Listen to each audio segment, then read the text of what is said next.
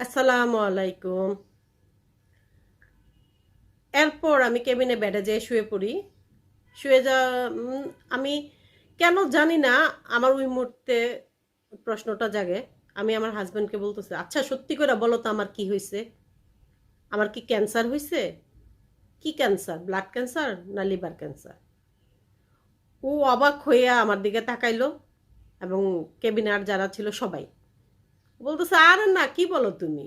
তোমার কেন blood cancer হবে? তোমার তো রক্তে ইনফেকশন, ওইটার চিকিৎসা করাইতে তো এখানে আসছি আমরা।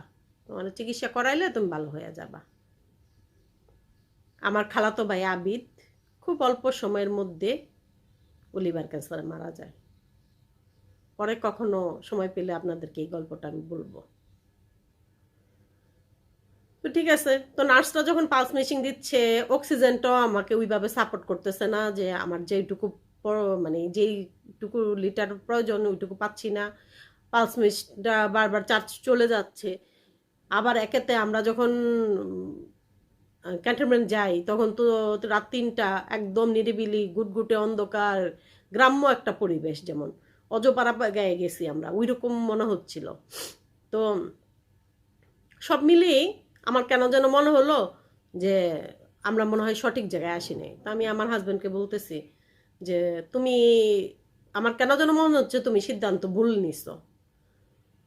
এটা বলার সাথে সাথে ও আমার দিকে তাকাইছে কি, আমাকে এই রাতের বেলা তোমার বের করাটা ঠিক হয় নাই।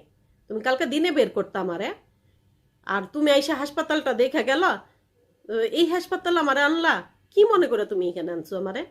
তা আমি এইভাবে ওর কথাগুলো বলতেছি দেখে না, ওর মুখটা ছোট হয়ে গেছে বাচ্চাদের মতো, যেমন অপরাধী বোধ একটা। তো আমার দেবর পাশে থেকে আমারে বলতেছে যে তোমার যেখানে চিকিৎসা দরকার আমরা তো সেইখানেই তোমারে নিয়ে আসছি। অ্যাম্বুলেন্সও তো চলে গেছে।